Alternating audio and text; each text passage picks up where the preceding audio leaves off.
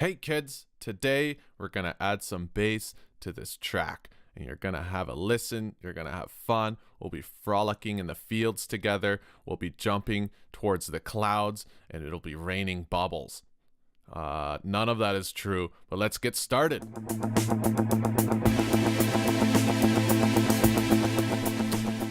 Okay, so let's listen to the track as it is so far without the sub bass.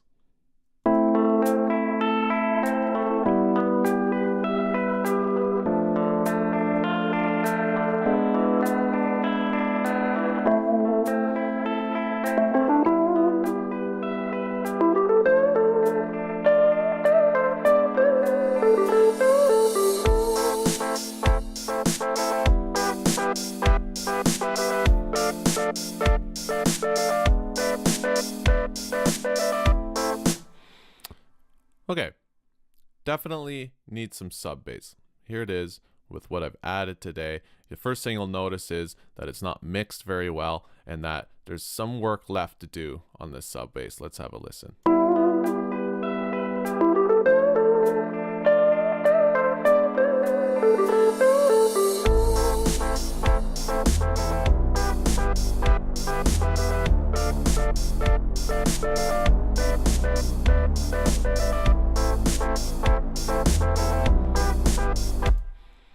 Okay, so how did I get it? Well, that's what we're here for. Put that up here. So basically, I don't know if you've watched the video on creating the quote perfect sub bass or not, but basically I took that principle and I applied it here. Okay, so first thing I might do, if you want it, I'm not sure, but you should take a screenshot of this polysynth right here. I think on the Mac it's Command-Shift-3 or Command-Shift-4, depending on how you have it set. And on Windows, I don't know, don't you just hit print screen or something like that? I'm sorry, I haven't had a PC since I was like 2 years old, and well, that's not true. And at least since Windows XP, when each key on the keyboard was like 2 inches tall, and when you'd press it, it'd be like, it was kind of, that's not true either. But I think it's just print screen. So anyway, take a snapshot of that. Take another one of that. And you can basically go, if you want to, and set up your polysynth to be the same way. Here's the other one. And then lastly, this is actually just a preset. If you load up the FM4 and you hit preset, it's called sub love sine. It's basically just a sine wave. What you'll notice is that I put a DJ EQ on each channel here. Okay, and that's for good reason. And that's because the DJ EQ has the crossover points figured out. So if I want the upper part, the upper frequencies of my sub bass, then I simply turn down the low and I leave the high up a little bit and put the mids at unison so they're not adding or taking away any of the frequencies. And then of course in the low, I have both the mids and highs all the way down and the low up. And you'll notice that these values here and here are the same throughout all those tracks. And that's just because instead of using an EQ, because you can run into trouble using an EQ, these have their crossover points figured out, and it's just, I recommend that you use either this or the, let me see, the multi-band FX3, because they will also have their EQ points figured out.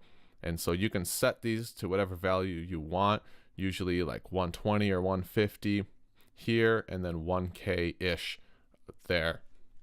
And put that on every channel, and then depending on what you want to hear from that channel, if you want just the lows, turn up the lows, turn down the mids and highs. You get the point. Okay, and then once you do that and you set up a polysynth and you've got your we'll call for now the perfect sub bass, open your browser, create some empty MIDI regions just by double clicking, and do that on all of them. Okay, close it up, put them in a group, of course, call it sub. And then you can grab this and just drag it in there, and you can give it a name. For me, I called it I believe sub bass 2. Let me see if I drag that in now and open it. There, you'll see I have exactly what I had before with empty MIDI region. Everything's in place. I got all my polysynths, everything's organized, and then you're ready to basically, all you have to do then is write in some MIDI. And to do that, let me delete these. To do that is fairly simple depending on how crazy you want to get, but I just went up to my Rhodes and I option, click, and dragged it down, and there you have it. Now, obviously I don't want chords in my sub bass, so I need to get rid of some of these notes. So if I listen to just the lowest notes, delete that, delete that.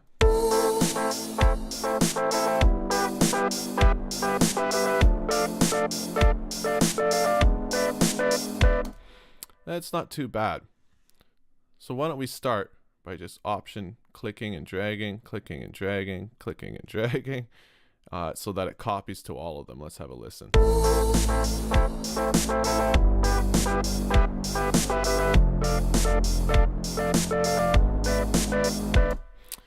That's pretty cool. That's not bad at all. It's kind of not so dynamic. If you remember Michael Jackson's guy, Quincy Jones, he famously said that for him, his flavor is that you dynamically change the bass throughout the entire song and you leave the melody instruments just jamming out rhythmically and you kind of leave them the same. And that's his flavor, and I found that to be kind of true. If you just have something that's just bopping up here like that and it's kind of groovy, just leave it, but then use the bass to kind of create a melody. And so I went with that principle. So let's duplicate all these, highlight them all, shift and click, Command D to duplicate. And now I'm actually gonna, you know what, I'm just gonna delete these guys. I'm gonna work on this one. Further, you know what, I shouldn't have even duplicated. I'm gonna option click and drag that back down. Now, there's all the notes. Well, now I can press 5 and go to my knife tool. And I can slice here and just kind of pick the notes. Slice here. Yeah, go back to 1 and start deleting and get rid of some of that. See, now the bass goes do, do, do, and I'll probably want to go low, back to the knife tool, slice it here, create the same pattern. Click 1 again, start deleting some stuff.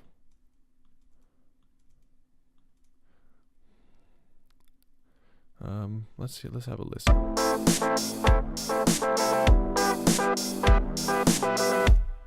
Not bad. Let's repeat this here. Do, do, do. This time maybe we'll go up. Press 1, delete that, that. Yeah. All right, let's go out on a limb here.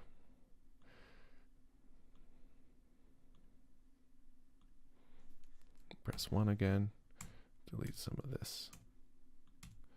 Okay, let's hear what we've created.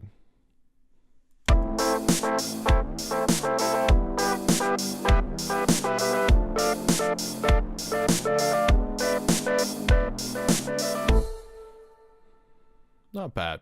That's okay. One thing I might do is double click on my polysynth and turn down the glide a little bit. And that's just basically between each note, it goes like it slides up to the next note. And so I'm going to turn how much it does that down. I'm actually going to go on all the tracks and just lower them all a little bit. When I created this, it was for a song that this one, no glide. It was for a song that sounded good with that. This one, I'm not so sure. So I'm going to option, click and drag, click and drag. And let's see if we'll listen to this one, go into that one, see if the movement improves or takes away from it.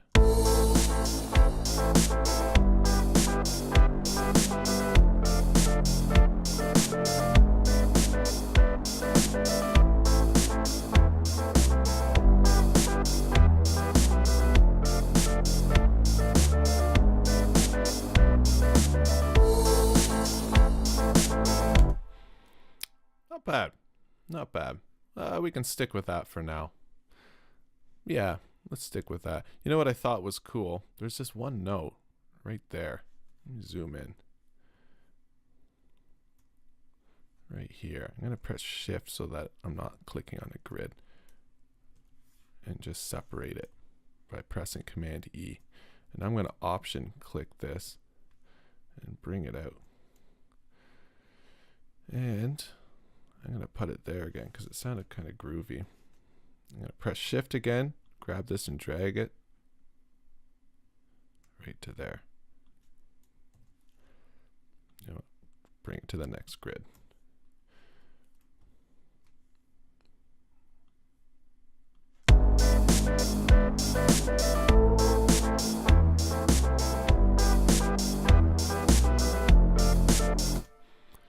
Not too bad.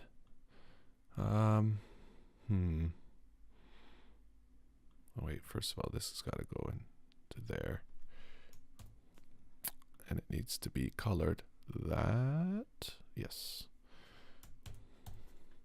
You know what this needs is a shaker. Sorry, I know this goes back to the drum part, but it just needs a shaker so bad. Let's open this up. Get rid of that. Type in shaker. And now there's a whole bunch of them that come with Bitwig. Let's just have a listen.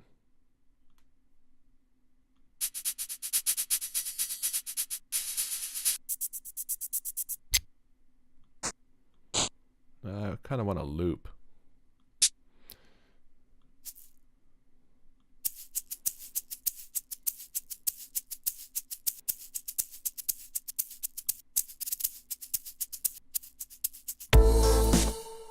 Let's bring it in. Let's have a listen.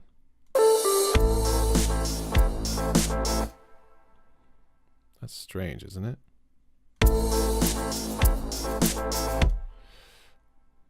What if we shrunk it by 50%? Yeah. All right. Do this loop thing. Bring it out. Option I to bring that up. Send it to the reverb. Maybe I'll put it on the left speaker. Give it some depth.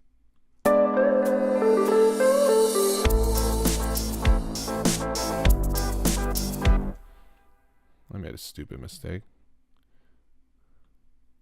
There we go. Rename it shaker. Put it in with the drums. Organization is key, folks.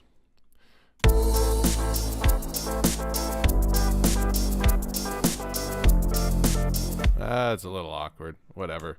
I'll work on that when I'm not on camera because that will just become tedious. But basically, the principle for adding in bass and sub bass is relatively the same. In all honesty, I'll probably record an actual bass guitar lick on top of this, which means I'll end up getting rid of probably the top two channels because they'll interfere with it.